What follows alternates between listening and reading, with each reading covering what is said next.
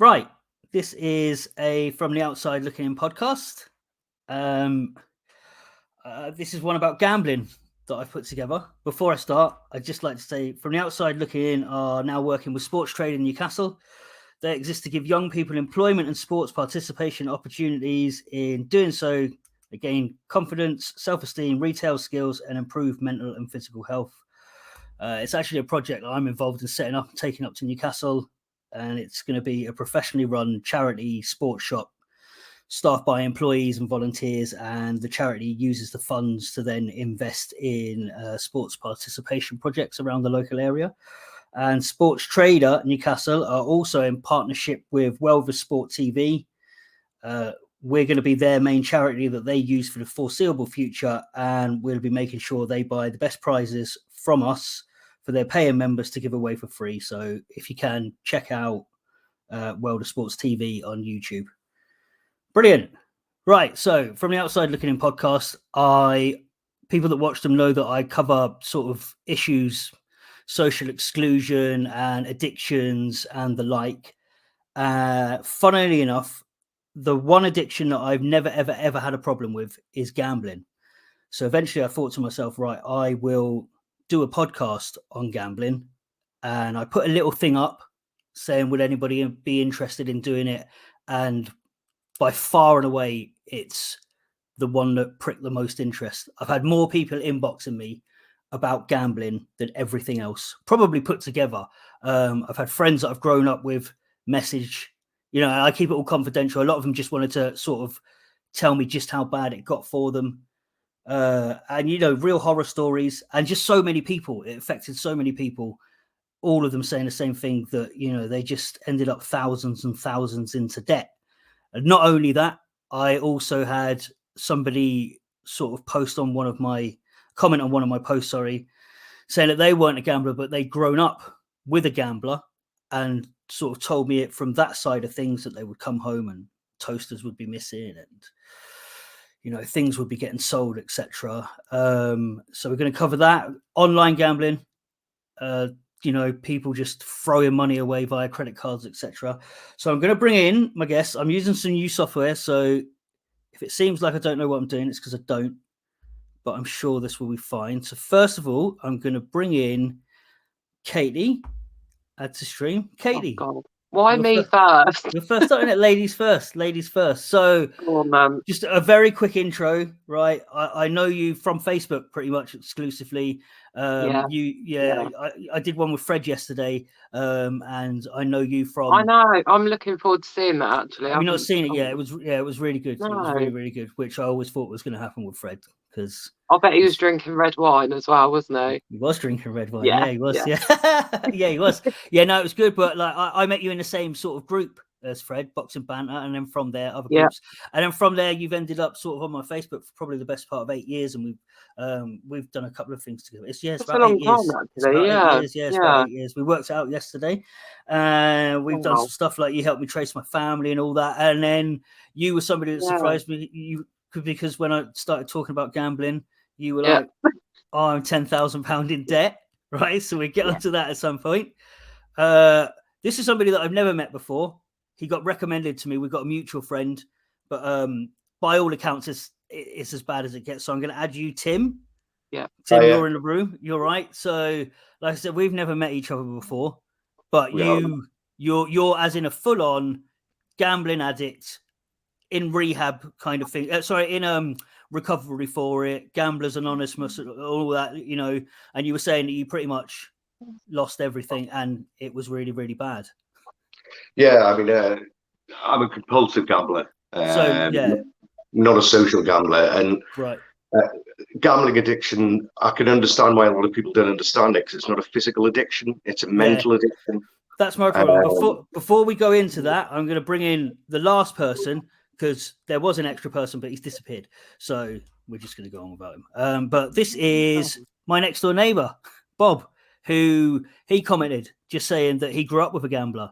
So it'd be interesting to sort of have two gamblers and somebody that was negatively affected by other people's gambling, if that makes sense. So this is Bob, my next door neighbor. Bob's in the room. You all right? Yeah. Hi, Bob. And so far, so good. This is all working the way it's supposed to work. And I suppose, yeah, if it's all right, Tim, I'll just start with you because you sound like, and this isn't sort of belittling Katie's gambling, but yours seems to be the extreme sort of side of it. That I don't know what you was just about to say there, and this is what I don't understand because it's not physical addiction. I don't understand it at all. I don't get gambling, even though I'm prone to addiction. I do it's not that I've just never gambled. I do gamble here and there, and I just I gamble to lose money. It doesn't bother me. I'll have a budget. I used to play poker. I put 30 quid on my poker account, knowing I was going to lose it. If I ever spend more than £10 on a fruit machine when I've been paid, I'll be fuming that I've spent more than £10. What's the definition of compulsive gambler, Tim? Yeah, that's a good shout. Yeah. Somebody who has to gamble all the time.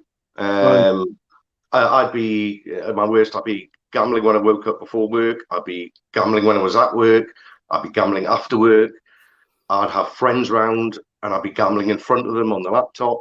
And you end up in this bubble. Is the only real way to describe it. So when's the first time you gambled, and were you addicted straight away? Because I can look at myself with addictions and say I did drugs pretty early on, and I was pretty much addicted. As in, there was something mentally that was different about me. Do you know what I mean? So was it the same with gambling? The first time you gambled, or was it gradual? Well, I always remember going down to the arcades as even a little kid, and I was told that the fruit machines were there, and I always wanted one more go to try and win the jackpot.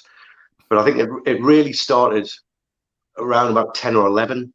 A friend took me to a cafe in Newcastle, and I had a couple of fruit machines, and I won the jackpot. And at the time, this was early 80s, and it was, I think, a £5, and that would have lasted me forever at that time. Yeah. And I just thought, well, this is easy. So I went back again, and I won again, and that's the worst thing that can happen to a gambler, because then you think, well, you're invincible. And it kind of carried on through my teens. I grew up, in a fairly well-off family. I had access to money, but I gambled most of it away. I did suffer a lot of bullying at school, and I think, again, going back to the word bubble, I found that was a bubble I could hide in. Yeah. I suppose just like, with drug addiction, you go into this bubble that the rest of the world is just completely away from you. And that's what gambling was. And I think that the only time I didn't really gamble was on the dole for a bit, after being at university, and I didn't have the money, I suppose, really. Once I started working, it got worse, because I had access to more money. I then had access to credit cards, and I was the master of being able to switch balances from one to the other, so it looked like they were paid, and then all of a sudden I had all that money to gamble with again. I remember describing as well, when I would go to the pub in my 20s, the £20 pint became a £50 pint and a £100 pint, because I'd buy a pint, and the rest of them the fruit machine. Yeah. Do you know what? Sorry, just to jump in. I remember, I do remember a couple of lads. We'd go to nightclubs in South Shields, and they'd spend the whole night on a fruit machine. I'm like, we're in a club. What are you doing? But yeah, I suppose if it's an addiction, it's addiction, isn't it? Sorry, I just remember. No, not at all. Not at all. As I said to you earlier, I'm completely open about everything. Thankfully I can be now. There's so much to say. I think the worst thing that happened to me was the internet, and I think that's the worst for all gamblers. I had an accident at work in about 31, and I was at home, and I was earning decent money, and I went on to Ladbrokes, and I started playing poker. And I'd been brought up playing cards from a kid onwards, so I was a good poker player, and I was always winning at poker. Yeah. My downside was I'd look at those winnings and go, let's have a game of blackjack or roulette or go on the slots. And then it was gone. And then I'd try and win it back, and then that was gone. And it's the old chasing the losses, which, you can never do. You can never win. there wouldn't be this many casinos or bookies or online accounts if we could all win. Yeah. So, Katie, you like the internet as well. Isn't that how you? I know I laughed about this when you told. I know, like, do you know what I mean? And I'm laughing at I always laugh at things, but it's the craziness that I laugh at. But like when you said, "Yeah, I'm 10 grand," like when Kate said, "Oh, I'm 10 grand in debt from online slot machines," I was like, "How does that happen?" Do you know what I mean? Quite like, easily. Yeah. Very easily, sadly. And is that I stupidly got I got a credit card out when I didn't want to waste my wages. Yeah. So I'll just keep chucking it back on there, and yeah, that was bad move. But because I kept it, when you withdraw it, my credit card was updating my limit. Right. And they were upping it each time.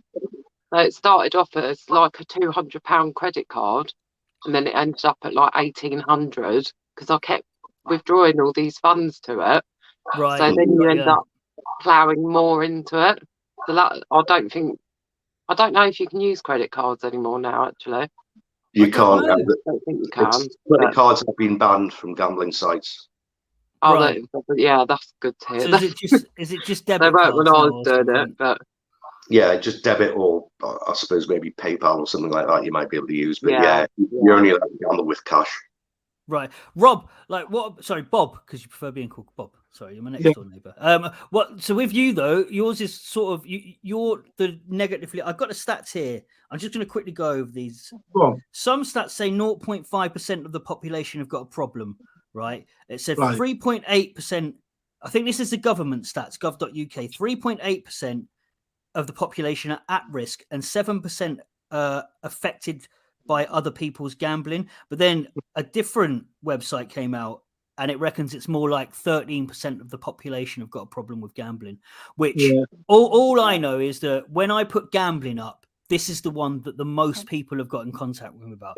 People that I've grown up with, and it's really invisible. But yours is sort of where we're talking about the internet. Yours is like sort of old school, isn't it? As in, was it your dad? Yeah. I mean, my dad was, as well as an alcoholic, I mean, he was a gambler. He was a prolific gambler. You know, it was the horses. That was it. So he'd go out about 9 o'clock in the morning, and he'd roll in about 11 o'clock at night, absolutely pissed. And that's all he'd been doing all day, drinking and going in the betting shop, which was right next to the pub. So it was perfectly placed. For him to stroll in, put his bet on, go back in the pub, watch the race in the pub, or watch the race in the betting shop, and go back in the pub and finish his pint off. Or I suppose the two fuel each other. Stephen's gone. Stephen was on, but he was saying that we were breaking up, and that's not why he's joined us. I know Stephen, and Stephen had real bad alcoholism. And he won't mind me talking about it because he's really open about it. So I, don't think that I'm sort of talking about him behind his back. But I was asking him there before we came on what was worse, because he said gambling was what actually took him to his knees, and he could not stop gambling. And he sort of alluded to the fact that gambling was a worse addiction, but he couldn't kick gambling until he stopped drinking, and then he managed to stop gambling. But he says that gambling took everything from him, like everything, absolutely everything. And it's just Sorry, Tim. Yeah, go. I was just going to say, I mean, guys, I don't know the guys. I've been going to Gamblers Anonymous for a long time, and there's a lot of people there that have had dual addictions. A lot of people, alcoholics and gambling. And yeah, you're exactly right. And even some of them kick the alcoholism and still can't quite kick the gambling. They have the odd relapse. So yeah, that's not uncommon. How did you stop it? Oh, sorry. In fact, Bob, did your dad ever stop it? Oh no, my dad's in his 70s now. Yeah, and he's still the same as what he was, in his 30s. Whether it's genetic, I don't know whether it's a mental thing. Yeah, but he's always been like that, and it got so bad that he's, how do I put it? He's just. So it was sort of like heartless. You know what I mean? He didn't really think about how it was impacting on his family and his friends. Yeah. Because he used to go out, and he used to tap anyone up for money, whether it was the news agent at the bottom of the road, a tenner here, tenner there. And he used to make, excuses up like, oh, we're having a really bad time at the moment. The family's really struggling. Can you give me, can you lend me £20? And he'd do that, and that was like the news agents at the bottom of the road. And then it progressed to like teachers in my school. So my junior school, he used to go in and tap the teachers. So surely that's embarrassing for the family. Yeah. At the age that I was, that was like, that started off from when I was about 7 or 8. Yeah. And then, it progressed to when I was in senior school. And it wasn't until I was about, 14, 15, when I knew something was wrong, because we, as you said, we used to have stuff going missing all the time out of the house. We had video recorders, stereo systems. That they were there one day, and then the next day they were gone. Yeah. And, it was only the fact that my mum was like, she was the anchor, she was the rock. And Tim, I can see Tim nodding his head when you're saying that stuff's gone missing. So Tim, did you like sell stuff, and was that something that you sort of did? Were you in a relationship, or like, have you been in a relationship where it's affected the other person or anything, or was it always just sort of harmful to you? No, absolutely. When you're a gambler, you're selfish, completely selfish. And going before the credit cards, when I was a teenager, I stole from my parents. I pawned their jewelry, which my dad then found out and went and bailed me out. And that's the worst thing you can do for any gambler, is bail them out, because you suddenly think, oh, I've got no debt now. Yeah. Let's start again. Katie, what about you? You sold stuff. Actually, yeah. You what? No, I actually didn't get to that point. No. I think I registered with that, is it GamStop? The website that blocks you from gambling anywhere. Yeah. Yeah. Because I only ever did it at home as well. I don't think I've been into a bookies, actually. So yours is just online. So that's interesting. Yeah, if it wasn't available online, you probably wouldn't have ever. No, wouldn't have. You wouldn't have gone into a bookies. It's just so accessible online stuff. What was that? Sorry, Bob. It's just so accessible. Everything it's is so easy. Yeah, that's the beauty and the curse of the internet all rolled up into one. Isn't it? Do you know what I mean? National Lottery have gambling. You can do slot machines. Yeah. Yeah.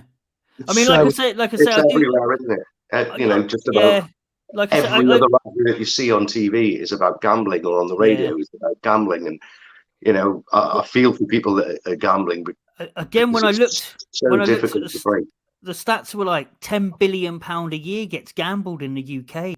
I'm like, what? Because I don't gamble. That doesn't shock me at all. You see, it did shock me, because I don't gamble. Yeah. I mean, the only time I gamble is and again, it's something that I just do to enjoy. I'll occasionally gamble on a boxing match.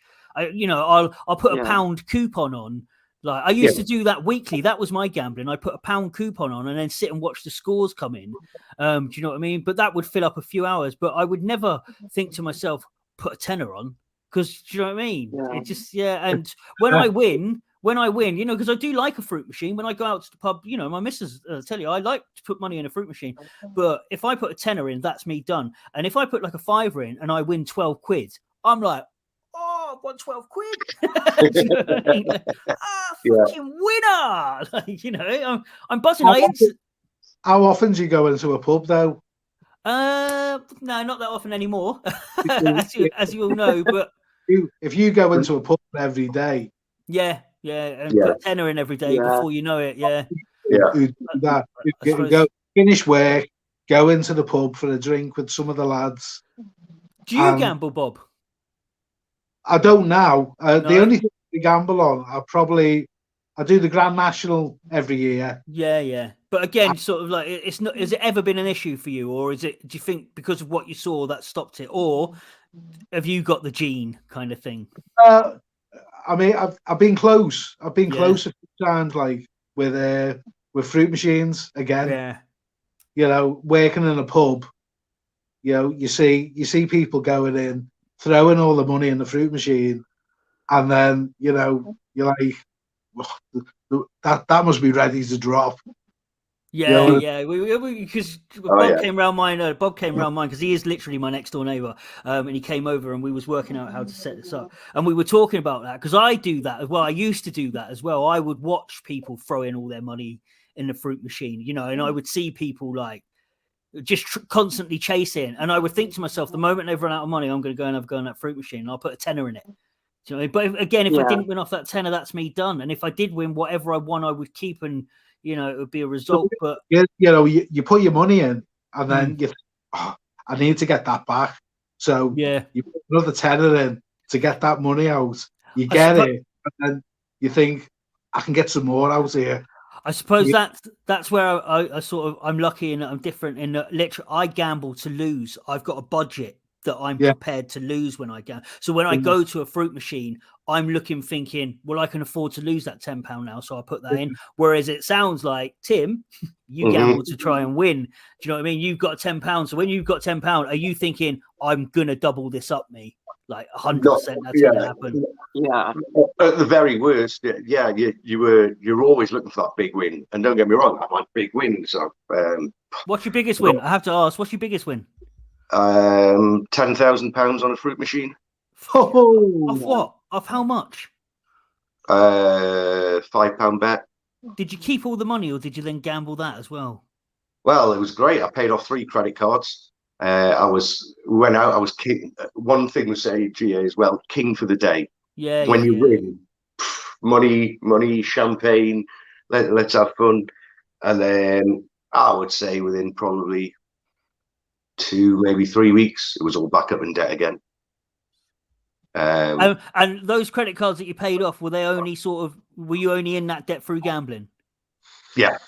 Right, yeah. So it's just so it's just insane. Any addiction's insane, innit? And that's what I'm a recovering alcoholic. I go to AA and stuff, and they always sort of talk about the insanity of it. And when you first go, you're like, what are you talking about? But once you actually, for me, once I got sober, and I mean properly, as in I don't drink anymore, not just taking a break or anything. Once I actually got sober, I look back and I see what they mean by just the insanity of it all. The fact that you're just doing something that is really harmful. It makes no sense, but you just keep doing it anyway, and you don't know. Well, you look back and like, why the fuck have I done all that? But sorry, I used to have sessions with gambling, and Rob. I was listening to Rob, and I affiliated with Bob, what his dad was doing. I used to have sessions. I'd start gambling at 7 o'clock at night. I'd finish work at 6, and gambling 7 o'clock at night. And I'd be losing, chasing my losses. And then maybe by 1, 2 in the morning, I got all my losses back. And I go to sleep. And then you'd wake up the next day going, hang on, I just spent 7 hours gambling and didn't make a penny. I just managed to get my losses back. Could have gone out for a nice walk. Yeah, absolutely insane.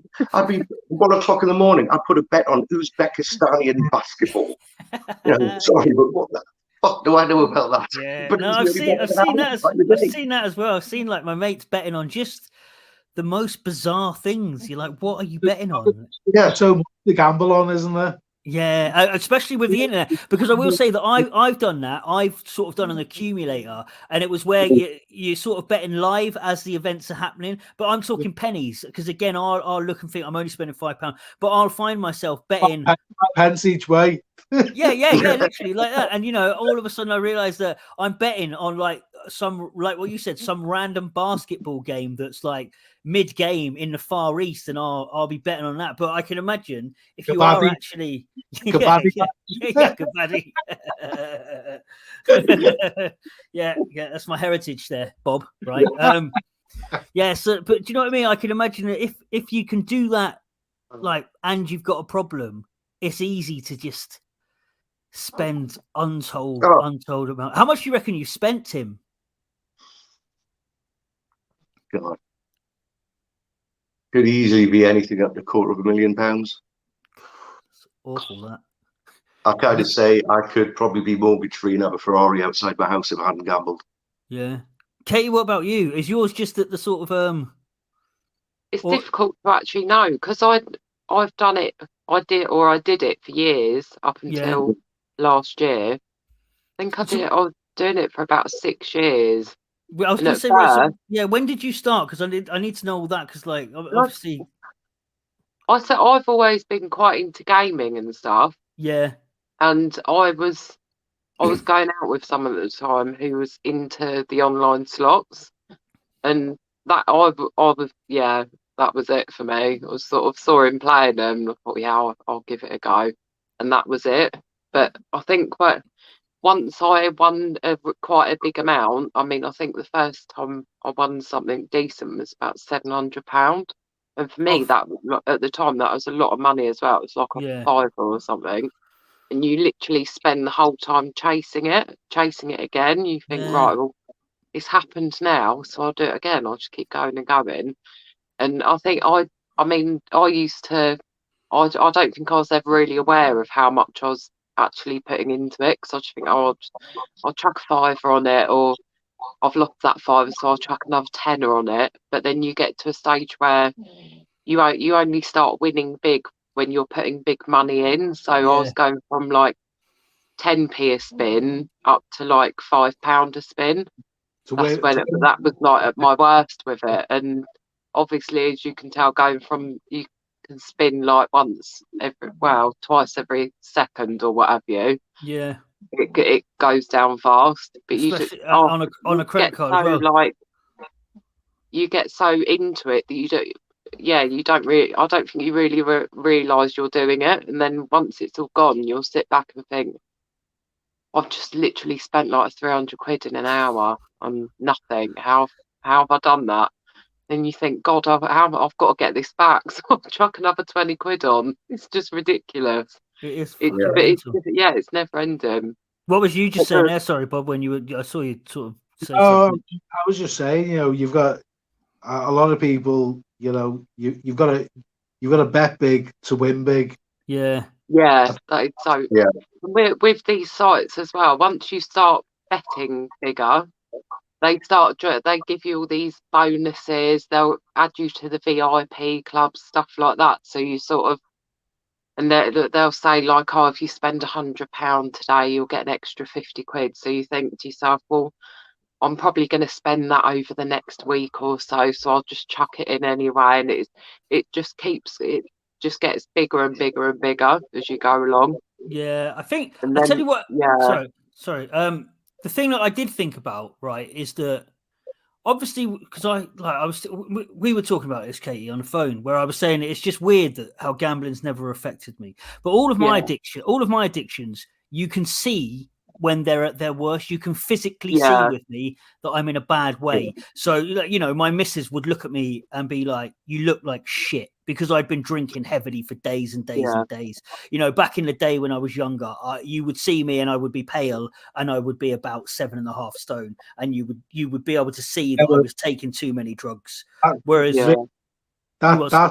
that's like a physical addiction, isn't it? Yeah. So you can see that it's happening to somebody. So sort of people could maybe step in and try and help, or you know that people are judging you because they can tell that there's something wrong with you. Whereas gambling, there's times where I must have been, one of my mates that he was going to come on, but he got deployed, and he ended up, like 25 grand in debt.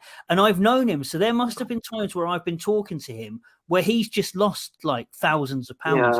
And Tim, there must have been times where you're talking to people and nobody realizes that you've just lost thousands of pounds. And I don't know, are you in turmoil when that's happened, or are you just one of the worst things I think about having an addiction and having gambling is the lies and the mistrust.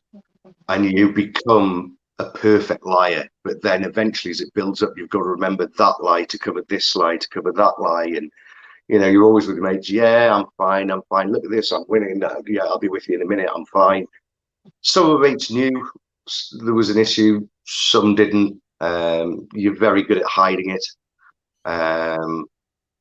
Sorry, it was it's just Katy. When I was listening to what you said, it's very typical that a lot of people, when they get into gambling, they win big first time.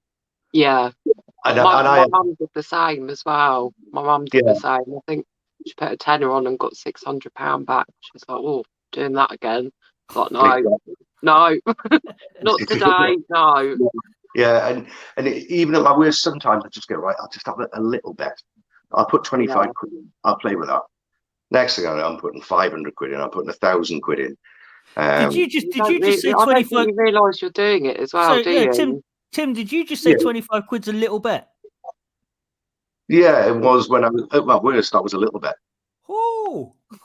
It all starts seeming smaller and smaller as well. After once you've won bigger, everything else. You think, so because I bet on 200 quid out of that bonus. That's rubbish. Yeah. I bet on boxing. I don't think I've ever put more than a tenner on a bet ever.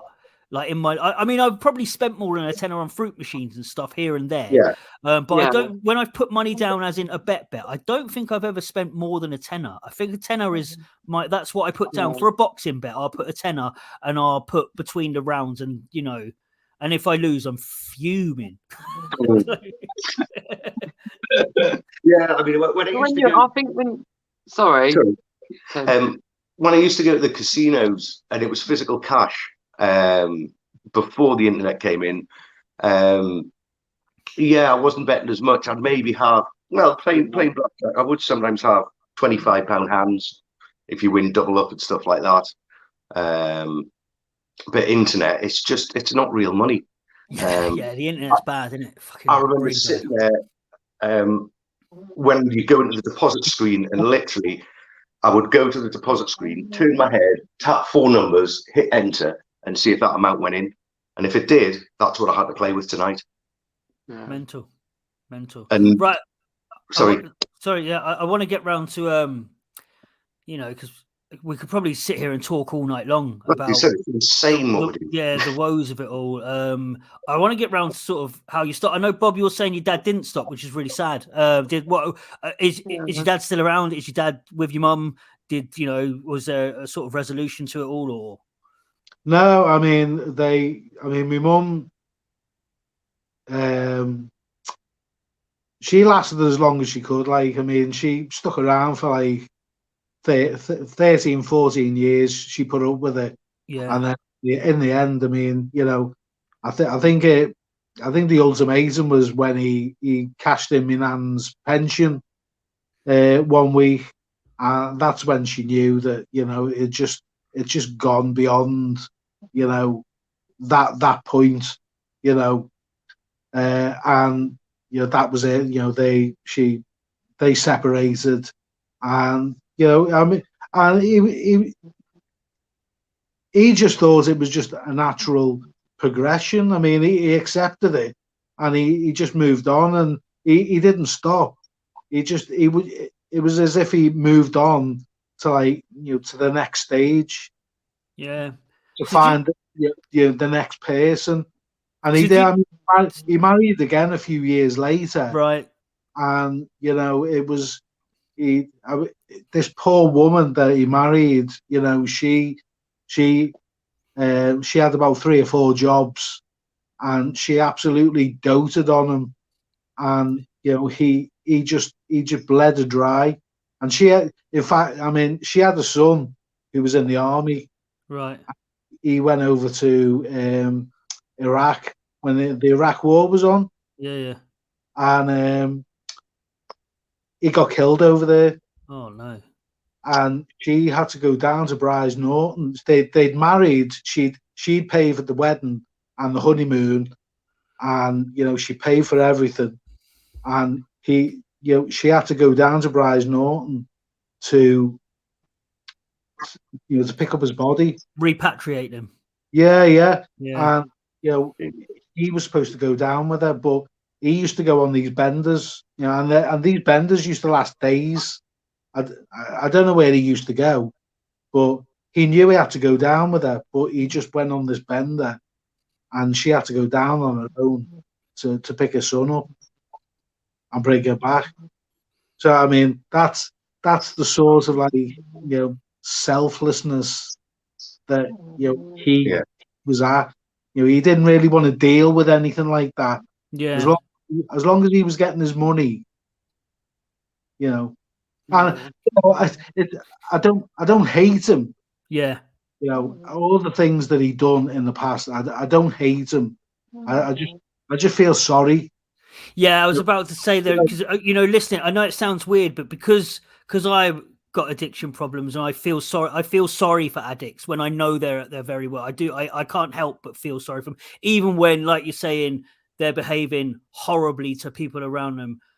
There's a part of me that always thinks he must know that he's ended up in a terrible place, and that he must know he's being a bad person because of his addiction. Well, I don't know. I don't know. He never seemed to,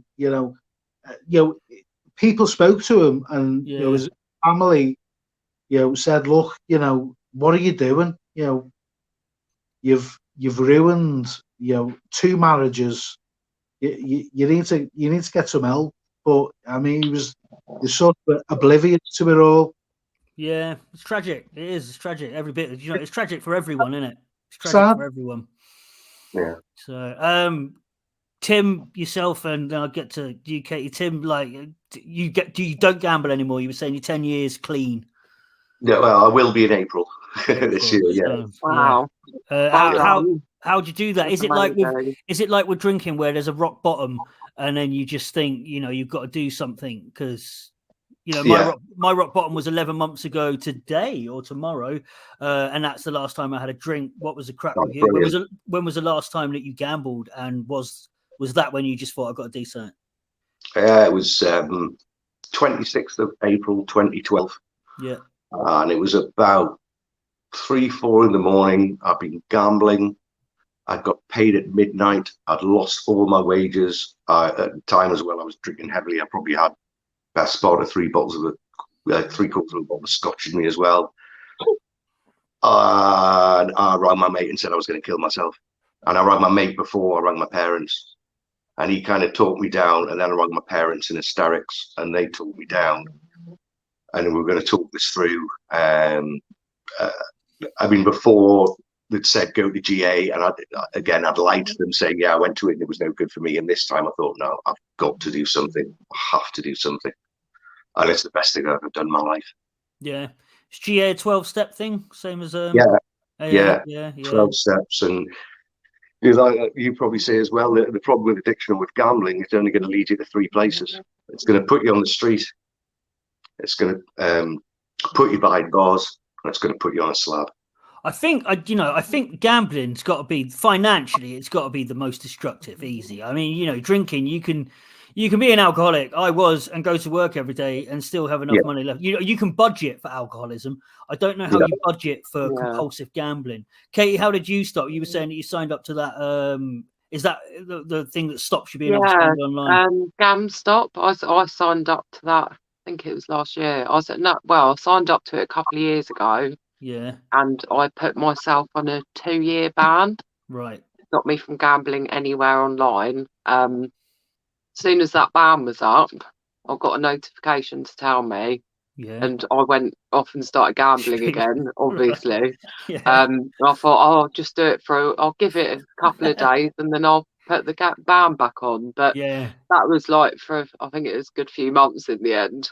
That sounds it wasn't good. That's like having a little black box in your car to stop you speeding. Yeah. That's what it's like. But I've actually put myself on a permanent one now because it was getting to the point where I was just wasting so much money. I thought, do you know when you put yourself on sort of bans? I'll say this because it's my favorite analogy that I've ever heard in any of my addiction stuff. When you put yourself on a ban to take a break from something, because that'll make you be able to go back to it and have some form of control. I always remember at one of my meetings, some guy, I was saying that I've had 6 months sobriety where I'd taken a break to then try and get to grips with everything. I'd take 6 months off, telling myself that once I've had 6 months off, I'll be able to go back and control it. And I always remember this guy said, if you put a tiger into a cage and feed it nothing but vegetables for 6 months. Yeah. When you let it out the cage, do you think it's going to go hunting for vegetables?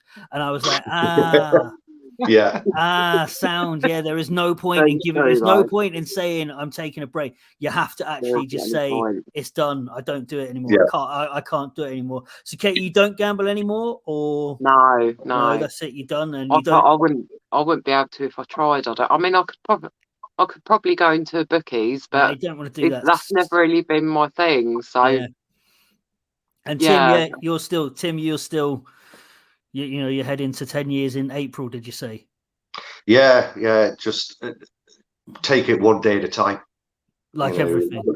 Everything one day at a time. Today, I can go to bed at the end of today and say, no matter what, today was a good day because I didn't have a bed. Yeah. Bob, what were you about to say there? Well, I was just going to say, I've just been thinking there. Do you think is gambling? Is it down to? I know it's like you need money. You want money, but do you think gambling's down to like boredom, possibly? I think with most addictions, right? With most addictions, you always find out that most addictions, like Tim and I, when you sort of work on addictions and you do some actual sort of self-work on it, 9 times out of 10, there's always something that you're trying to replace. There's always something that's missing. Yeah. Or you hear the same stories and whatever. I go to AA, he goes to GA. You've got narcotics, and then you hear the same stories that there feels like there was something missing, and then they do something and a light gets switched on. So for me, I was quite a lonely kid, basically, because of the way that I'd moved around. I was a lonely kid. I discovered solvents. I discovered that you could sniff lighter fluid and butane gas, and for 20 minutes, half an hour, be taken away from, be in the bubble which Tim was talking. And I think, it wouldn't surprise me if gambling's exactly the same. It just, it gives you something that's slightly missing in your life. If you had something when you were younger, like you had a club to go to, or something that would occupy your time. I think now more than ever that's probably really relevant because of the fact that the internet is most kids' hobbies. Do you know what I mean? They're online. Yeah. Hayden's 9. Florence is 6, but they play games online with their friends, so there's always that access. And luckily because of their age, it's not there. But it's like what you were talking about. As they get older, they're going to be playing something, which I do. I do stuff on my phone, and it's only now that I'm thinking about it because I don't gamble. I ignore it, but a gambling advert pops up. Do you know what I mean? Yeah. So it's probably the same for. They're everywhere. Because people do stuff. Yeah, see, again, I haven't noticed because I ignore the adverts, but if you've got a gambling problem and then up pops this gambling ad on Facebook, then I should imagine it probably explains why it's such a problem, why so many people have got in touch with me about it. Looks like Steve to get back on there. Well, Steve, you missed your chance, mate. It's right. It's everywhere, isn't it? It's rife in sport, on TV, on radio, on the internet. Yeah, it's just everywhere you go. It's advertised because, as you say, it's a multi-billion-dollar industry in this country and multi-trillion-dollar around the world. It's just crazy. And fair play to somebody like you that can have it, who's a social gambler. Great, you can have a bet and go, right, I lost, done. I can never do that. That's the same as me. That's fair play to somebody who's a social drinker. I can't do it. I'd love to be able to do it, but the companies know, don't they? They know that people.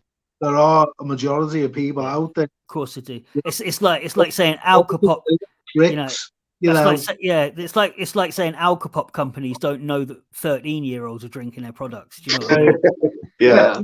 They know what they're doing. They all know what they're doing, and they, addiction for them is a good thing. And I see all this gamble responsibly on the gambling adverts. If it's a problem, they don't want people to gamble responsibly. Of course they don't, and they only do that because the government made them say that. Yeah. They've literally been forced to do that. So right. And the funds they put into Gamble Aware, the gambling companies, is something like 10 million a year. Yeah, and then there's and as we've said, there's £10 billion being spent a year. Right. Well, brilliant. I'm glad I am not a gambler. If anything, I hope that anybody watching this, right, listens to the stories and thinks, yeah, I don't want to gamble either. And if anybody has got any problems, obviously, Tim, you go to Gamblers Anonymous. Katie, you mentioned a website that can stop you gambling. Like, what was it called? GamStop. GamStop. GamStop. There's also something out there called GamBlocker that just won't let you onto anything to do with gambling. And yeah, without a shadow of a doubt, if you have a problem, the Fellowship of GA group, you don't, when you're gambling, you don't think that there's other people out there with the same problem as you. And when you go to GA, as you found in AA, you realise that everyone in this room has got the problem with you, and they heard everything that you've done pretty much. Yeah. You look for the similarities and all that. What people are there, Tim? From what classes? Is it like from your normal person down the road to all different classes, isn't it? Yeah, without a shadow of a doubt. Addiction doesn't discriminate, does it? That's the words I was looking for. Yeah, absolutely. Doesn't discriminate at all. I was at a meeting the other day and somebody drove off in a Porsche, and that's a true story. Do you know what I mean? It's just addiction. Once it gets you, it doesn't care who you are or where you're from. It gets you. So, I'm going to sort of just quickly add as well. Just one thing I found with a lot of people as well is this quite similar to like drug and alcohol addiction. Yeah. I mean, just because you're not sort of like stealing from people and selling stuff, that sort of thing, it doesn't mean you haven't got a problem with it. I didn't think I had a problem with it, but then when I started looking at my bank statements, I realised I had a problem with it. Don't sort of try to sort of get it through to people. Don't let it get to the stage. Don't let it get in my head. I thought, well, I can't be a gambling addict because I'm not stealing from people. I'm not like selling all my stuff, that sort of thing. But when you're getting a credit card out for that specifically, it's an issue. Yeah. How your debts out, Katy? You're still paying your debts off, aren't you? I'm almost finished on mine now, but that's only because I've banned myself from doing any more gambling. But so how do you feel now? What's your outlook? Oh God, a lot better, because I know where all my finances and stuff are now. I know where I am with everything. I know what I can use, what I can put away, what I need to put away, that sort of thing. I can save instead of. Are you going to aim for something now to do, or I don't know. More woodwork. Oh God, no. Katie does woodwork. I need to aim to get my laser engraver fixed. Yeah, there you go. You need to. Left me right in the shit up. Yeah, you need to make me some stuff. Right. Well, I will say finally, just as we sort of wrap it up, obviously, even though gambling is not my advice, my DMs are always open if anybody wants to message me. And I'm sure, Tim, I'm assuming that part of your service is helping other people. So, absolutely. If anybody's got issues with gambling or something, feel free to DM me. Feel free to get in touch with Tim and just do something about it. And with that, I will say thank you very much for joining me on this. I think we've managed to pull it off, the 4-way call. It was meant to be a 5-way call, but Stephen has messaged you saying that we've broken up. I was going to say Stephen's still backstage, apparently. Oh, is he? Well, still waiting backstage. It's a tough life, isn't it? It's a cruel world. Snoozy. Right. Listen, that is From the Outside Looking In podcast. Thank you very much. Cheers, Ricky. Cheers. Thanks for having us. Bye.